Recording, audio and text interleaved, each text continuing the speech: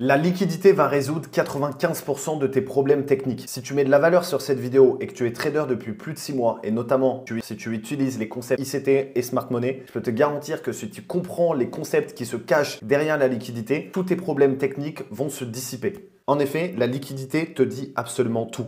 Elle t'informe de plusieurs choses. Premièrement, comment définir et comment déterminer ton biais. Ça, je l'ai déjà dit maintes et maintes fois. Quand tu sais déterminer ton biais, globalement, tu sais si le prix va monter ou si le prix va descendre, c'est 50% du travail. Ensuite, c'est qu'une question d'exécution, c'est qu'une question d'imbriquer les time frames pour pouvoir comprendre la fractalité et comment rentrer sur le prix. Mais définir le biais, ça reste quand même une tâche importante en tant que trader. Et je sais que beaucoup d'entre vous galèrent avec ce truc-là. Et surtout, ça va t'aider à comment confirmer le biais. Déterminer le biais, c'est bien, mais pouvoir le confirmer et avoir une certitude sur la direction que tu veux que le prix puisse prendre, c'est vraiment un game changer. Et enfin, la liquidité va également t'aider à savoir comment exécuter, notamment à travers les concepts de purge de liquidité et d'inducement.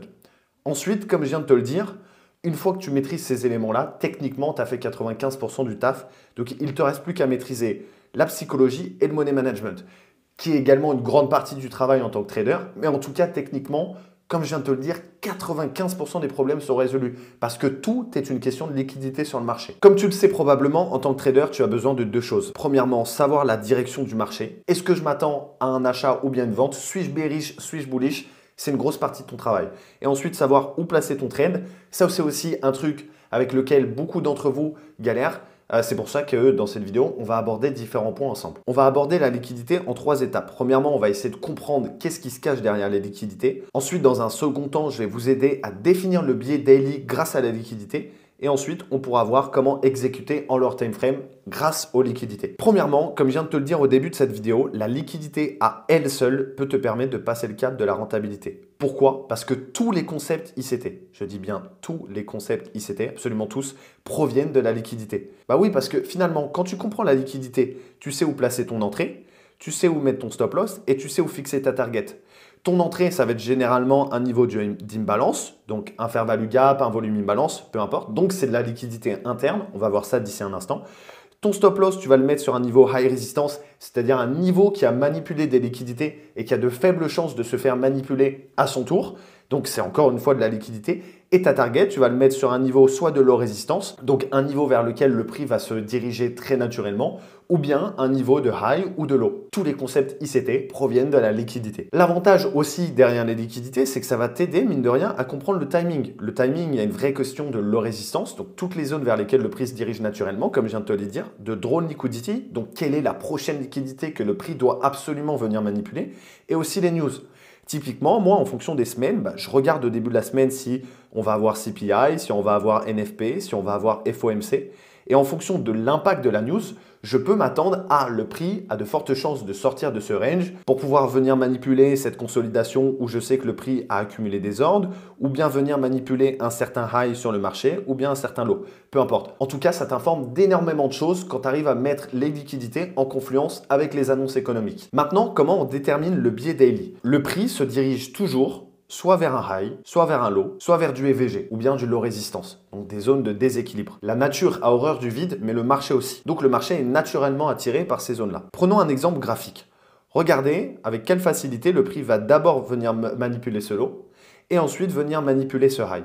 Donc le prix crée une manipulation puis se renverse. Ça, c'est ce qu'on appelle un turtle soup. Alors, je ne veux pas vous embêter avec tous les termes techniques de ICT parce que globalement, ICT aime bien donner différents noms pour qualifier la même chose.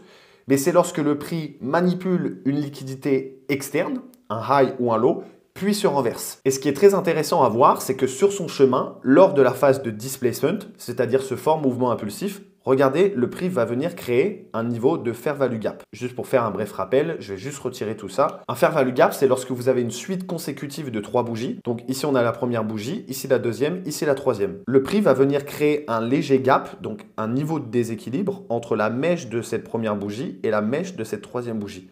Ce niveau, c'est ce qu'on appelle un FVG, qui pourra venir nous servir de niveau de support pour pouvoir continuer à trader la continuation. Comprenez une chose qui est indispensable. Généralement, les liquidités en HTF nous permettent de définir le biais, tandis que les liquidités en lower time frame vont vraiment être utiles et indispensables pour l'exécution. Or, le prix, il est fractal. L'idée derrière la fractalité, c'est que le prix va se comporter exactement de la même manière à toutes les échelles. Donc les mouvements que vous voyez en daily, vous allez avoir les mêmes caractéristiques en ce qui concerne les mouvements en M30, en H1, en M1, en M5, peu importe les échelles, peu importe les time frames. Donc maintenant, c'est bien beau, on comprend la liquidité, on sait que ça peut nous permettre de déterminer le biais et on nous dit le prix il est fractal. Qu'est-ce que j'en fais concrètement de ça? En fait, c'est relativement simple, il n'y a que deux types de liquidités que tu dois retenir. On va avoir ce qu'on appelle les internal liquidity, autrement appelées les liquidités internes, et les external liquidity, les liquidités externes. Lorsque tu arrives à coupler les deux, donc c'est-à-dire trouver une friction entre liquidité interne et liquidité externe, c'est c'est autoroute, voie de gauche, appel de phare vers la rentabilité. Je peux te garantir que si tu arrives à coupler les deux, techniquement, tu es rentable, c'est sûr et certain. Alors maintenant, qu'est-ce que c'est que les liquidités internes? Alors, il y a beaucoup de gens qui vont vous faire croire que ce sont les highs et les lows à l'intérieur d'un range. Tout ça, c'est faux. Les gens qui vous disent ça n'ont jamais regardé un seul mentorship de ICT et ne savent pas ce qu'ils vous disent. Les liquidités internes, c'est ce que le prix va venir créer sur son chemin d'un point de vue des PD arrays. Donc, c'est-à-dire, on va avoir les VG, les volume imbalance, les breakers, les order blocks, etc., etc. Donc, tout ce que le prix va venir créer sur son chemin. A l'inverse, les liquidités externes, c'est tout ce que vous avez toujours conçu comme étant des liquidités, donc les highs, les lows, les trendlines, les equals, etc., etc. Donc si je reprends l'exemple graphique qu'on a vu il y a un instant, ici c'est un low, donc c'est une liquidité externe. Ici c'est un high, une liquidité externe. Ici on a la création du FVG, donc on a une liquidité interne. Ici c'est le dernier move baissier avant que le prix se renverse et passe à la hausse. Donc tout ça, c'est un order block. C'est également un PD array, donc une liquidité interne. Si vous arrivez à coupler les deux, c'est-à-dire à faire en sorte que le prix fasse un cycle de liquidité. Ce que j'entends par cycle, c'est que vous allez le constater, il vous suffit d'étudier une semaine les graphiques pour voir que le prix bouge en permanence de liquidité externe à liquidité interne, puis de liquidité interne à liquidité externe. C'est un cycle. Le prix fait ça en permanence.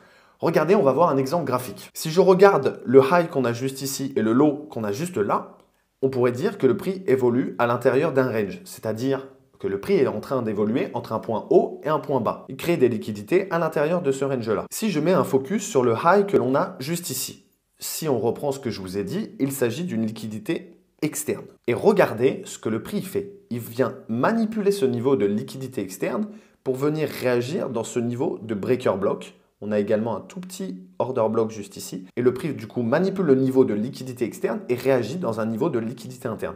On a bien le cycle external to internal. Ici, le prix manipule ce low, sauf que la manière dont il casse ce low, il crée un displacement, donc le prix continue à chuter davantage.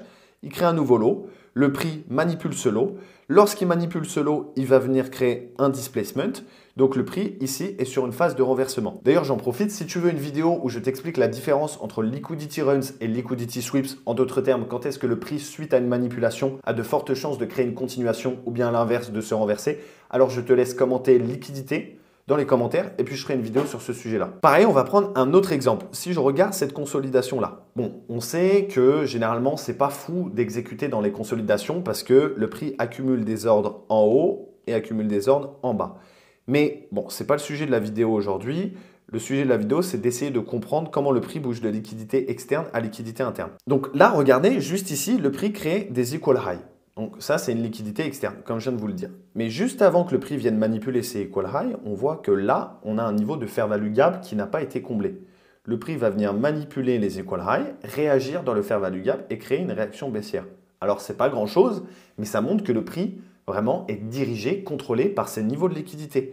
Et enfin, de manière plus globale, si on regarde la consolidation, le prix va venir manipuler le haut de cette consolidation pour pouvoir venir également dans le FVG qu'on a juste là, puis se renverser. Là, il a fait ce qu'on appelle un seek and destroy, c'est-à-dire on manipule la conso d'un côté, puis de l'autre.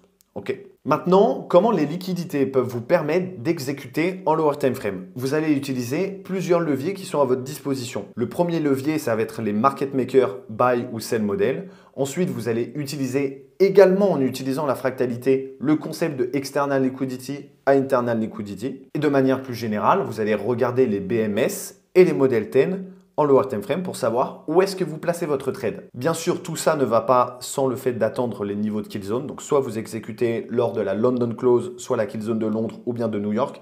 Mais c'est important pour optimiser et augmenter votre win rate de limiter votre champ de possibilités, votre champ de tir. Et juste avant de voir l'exemple pratique, j'aimerais vous parler de la grille de la fractalité. La grille de la fractalité, c'est on ne va pas passer de daily à M1. Si vous avez, disons, un niveau de FVG en daily, donc disons que ça c'est un FVG en daily, le prix arrive dans ce niveau, ok, peut-être qu'il a manipulé un fort niveau de liquidité externe. Donc là, on aurait liquidité externe, liquidité interne. Ok, on s'attend que le prix renverse. Et si je regarde tout de suite en M1 et que je vois mon BMS, que le prix est en train de changer de structure et que j'essaie de rentrer là, il y a de fortes chances que je me fasse piéger et que le prix continue dans la direction opposée à mon trade. Donc, ce que je vous invite à faire chez vous, c'est de mettre en place ce que j'appelle une grille. Donc, vous pouvez faire ça sur Notion, Google Doc ou peu importe, où vous allez mettre vos time frames en haut time frame, donc disons daily, et la time frame de réaction que vous allez attendre. Donc, disons, voilà, si j'ai un FVG en daily, un breaker en daily, je vais m'attendre à une réaction en M1 ou en M30. Et vous devez faire ça pour toutes les time frames. Comme ça, vous êtes sûr d'être suffisamment patient, d'attendre les bons niveaux et d'exécuter au bon moment. Typiquement, si j'attends un niveau en M15, voilà, je n'ai pas besoin d'attendre encore un nouveau niveau en M5. Je peux me permettre de placer en M1. Mais par contre, en daily, je vais peut-être attendre d'abord une réaction en H1 ou en M30. Fermeture de la parenthèse, mais c'était important de voir ce truc-là parce que je sais qu'il y a beaucoup de personnes qui rentrent dans ce piège. Revenons-en à notre exemple pratique. Ici, comme vous le voyez, le prix crée un swing low. Et lorsqu'il crée ce swing low, il crée également ce swing low juste ici. Et en fait, ce swing low-là, c'est une liquidité externe qui va permettre de redonner l'élan nécessaire au prix avant de se renverser. Et c'est comme ça qu'on implémente un modèle d'entrée pour pouvoir exécuter sur un trade. Ici, on a également le niveau de FVG qui n'a pas été comblé. Donc, on a bien encore une fois le cycle external to internal. Il suffit de placer son trade juste ici avec un SL sous ce lot-là qui n'est pas censé être manipulé.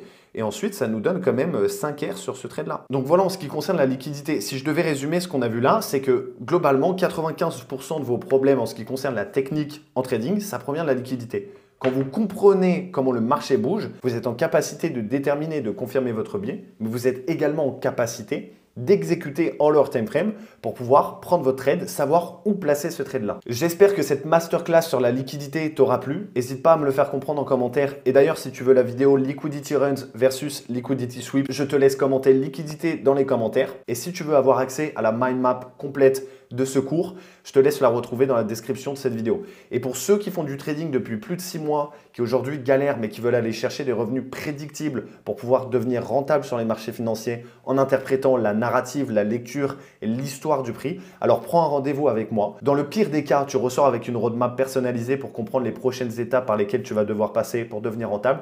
Et dans le meilleur des cas, on scale massivement ensemble pour te permettre d'aller chercher des résultats. Merci et à très vite.